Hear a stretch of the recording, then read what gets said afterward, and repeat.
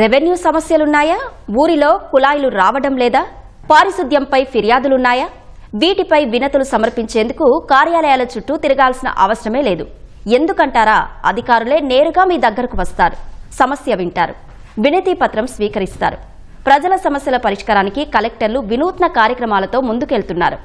ఇందులో భాగంగా ప్రకాశం జిల్లా కలెక్టర్ పల్లె నిద్ర చేస్తున్నారు. ప్రతి శుక్రవారం ఓ గ్రామాన్ని ఎంచుకొని జనాలతో మమేకమవుతున్నారు. ఇంతకీ పల్లె నిద్ర షెడ్యూల్ ఎలా ఉంటుంది, ప్రజలకు ఎలా ఉపయోగపడుతుందనే అంశాలపై కలెక్టర్ రాజాబాబుతో మా ప్రతినిధి రామకృష్ణ ముఖాముఖి. ప్రజా సమస్యలను ప్రజలు అధికారుల దగ్గరికి తీసుకోవటం ఒక ఎత్తు అయితే, నేరుగా అధికారులే గ్రామాలలోకి వెళ్ళి వారి సమస్యలు తెలుసుకోవడం ప్రకాశం జిల్లా కలెక్టర్ రాజాబాబు తీసుకున్నటువంటి ఈ కొత్త అంశం అయితే మాత్రం ఈ గ్రామస్తుల్లో కొంత ఉత్సాహాన్ని నింపుతుంది. ఈ పల్లె నిద్ర ఏంటి, ఈ ఏవేవి అంశాలు ప్రధానంగా ఈ పల్లె నిద్రలో వస్తున్నాయనే అంశాలను పూర్తిగా తెలుసుకోవడానికి అయితే మటు మనతో పాటు కలెక్టర్ రాజాబాబు ఉన్నారు. ఆయన అడిగి తెలుసుకుందాం. సార్, ఈ పల్లె నిద్ర కాన్సెప్ట్ అసలు ఎందుకు తీసుకున్నారు? అలాగే పల్లె నిద్రలో వచ్చిన ప్రధానంగా సమస్యలు ఏంటి? పల్లె నిద్ర అనేది కాన్సెప్ట్ ఎందుకు వచ్చింది అని అంటే కనుక, మనకి వాట్సాప్ ద్వారా కొన్ని పిటిషన్స్ ఇస్తున్నారు, అదేవిధంగా ఆఫీస్కి వచ్చి కొన్ని పిటిషన్స్ ఇస్తున్నారు. తర్వాత మనం ప్రతి సోమవారం కూడా పీజీఆర్ఎస్ కండక్ట్ చేస్తున్నాము. మీకోసం కార్యక్రమంలో కూడా వాళ్ళు కూడా పిటిషన్స్ ఇస్తున్నారు. సో ఇంకా కొంతమంది యాక్చువల్గా అయితే కనుక ఫీల్డ్లో నుంచి వాళ్ళకి ఎవరికి చెప్పాలో తెలియని పొజిషన్లో వాళ్ళు కొంత అసంతృప్తితో ఉన్నారు. తర్వాత కొంత ఎవరిని అప్రోచ్, వాళ్ళకున్న సమస్య ఏంటి, ఎవరిని అప్రోచ్ అవ్వాలనేది కూడా వాళ్ళకి తెలియని పరిస్థితి ఉంది. సో తర్వాత మనం ఈ పీజీఆర్ఎస్ ద్వారా రిజాల్వ్ చేస్తున్న ఇష్యూస్లో అక్కడ సాటిస్ఫాక్షన్ అయ్యారా లేదా అనేది కూడా మనకి అంత క్లారిటీగా లేదు.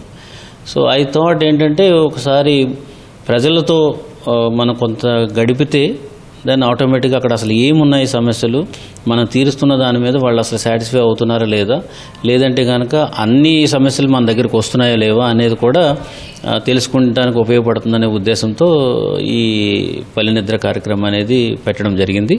సో ఇప్పుడు వరకు కూడా ఒక 4 కాన్స్టిట్యున్సీస్ మనం చేశాము. ఇది ఇప్పుడు నెక్స్ట్ కూడా అది కంటిన్యూ అవుతుంది. సో దీని యొక్క ముఖ్య ఉద్దేశం ఏంటంటే, ఒకసారి ఒక ఆఫీసర్గా మనం ఏ రోజు డెడికేటెడ్ రోజు, ఒక రోజు ప్రతి శుక్రవారం అని మేము అనుకున్నాము. శుక్రవారం నాడు కలెక్టరే ఒక విలేజ్ వెళ్ళి మొత్తం ఆఫీసర్స్ అందరూ కూడా అక్కడే ఉంటారు. ఆ విలేజ్లో ఉన్నటువంటి సమస్యలు తెలుసుకోవడం అనేది ఒకటి. తర్వాత ఆ మండలానికి సంబంధించినటువంటి విలేజెస్ ఎన్నైతే ఉన్నాయో అన్ని విలేజెస్కి ఒక్కొక్క ఆఫీసర్ మార్నింగ్ వెళ్ళి, సో కలెక్టర్ గారు ఇట్లా పల్లె నిద్ర చేస్తున్నారు పలానా మీ మండలంలో పలానా ఊర్లో, సో మీరు ఏదైనా సమస్యలు ఉంటే మీరు వచ్చి చెప్పొచ్చు, లేదంటే మాకైనా ఇస్తే మేమైనా చెప్తాము, అందుచేత మేము వచ్చామని చెప్పేసి మన ఆఫీసరే వాళ్ళ దగ్గరికి వెళ్తాడు. సో వెళ్ళి వాళ్ళ సమస్యలు ఏమున్నాయో ధైర్యంగా స్వయంగా అతనే చూస్తాడు. సో దట్ ఫిజికల్గా ఆయన చూస్తే దానికి ఒక ఐడియా ఉంటుంది.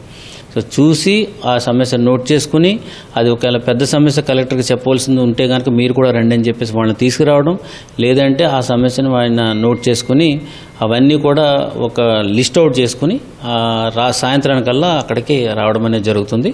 ప్రజలతో మనం మాట్లాడుతూ ఉంటాం. సో ఆ రాత్రి అంతా మాట్లాడినప్పుడు వాళ్ళ సమస్యలకి చెప్పడంతో పాటు టైం అనేది చాలా ఇంపార్టెంట్. అంటే మా సమస్య విన్నారు, మా సమస్యను పట్టించుకుంటున్నారు అనే ఒక నమ్మకం అయితే ఈ పల్లె నిద్ర ద్వారా ప్రజల్లో కలిగింది. సో చాలా సాటిస్ఫై అవుతున్నారు. సో ఐ థింక్ ఇప్పుడు ఇది మనం ఇంకా కూడా ఈ జిల్లాలో కంటిన్యూ చేసుకుంటూ వెళ్తూ ఉంటాము.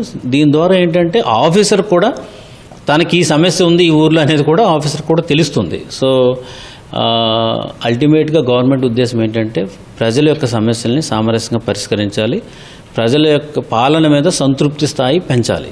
ఈ రెండే ఉన్నాయి కాబట్టి ఈ పల్లె నిద్ర దానికి దోహదపడుతుందని నేను నమ్ముతున్నాను. అంటే ఇప్పటి వరకు 3-4 నియోజకవర్గాల వరకు తిరిగారు. ప్రధానంగా ప్రజల నుంచి ఎక్కువగా వస్తున్న అంశం ఏంటి సార్? సమస్య ఏదేమిటి? అఫ్కోర్స్ ఎక్కువగా వస్తున్నది రెవెన్యూ సమస్యలు వస్తున్నాయి. రెవెన్యూ సంబంధించి రెవెన్యూ రికార్డులో మా పేరు లేదని, తర్వాత నేను సాగు చేసుకుంటా నాకు పట్టా ఇవ్వలేదని, తర్వాత మా పట్టాదారు పాస్బుక్స్ మాకు ఇంకా రాలేదని చెప్పేసి, తర్వాత ఒక సమస్య మీద మేము ఎక్కువ రోజులు తిరుగుతున్నాం అనేది అదొకటి. రెండో స్థానంలో పంచాయతీరాజ్కి సంబంధించినటువంటి అంశాలు కూడా కొన్ని ఉన్నాయన్నమాట దాంతో. సో ఎక్కువగా అయితే మాత్రం రెవెన్యూ సంబంధించిన సమస్యలే వస్తున్నాయి. అంటే పల్లె నిద్ర ద్వారా ఇటు అధికారులకి అలాగే స్థానికంగా క్షేత్రస్థాయిలో ఉన్న గ్రామస్తులకి మీరు ఏదైనా సూచన తెలుసుకున్నారు?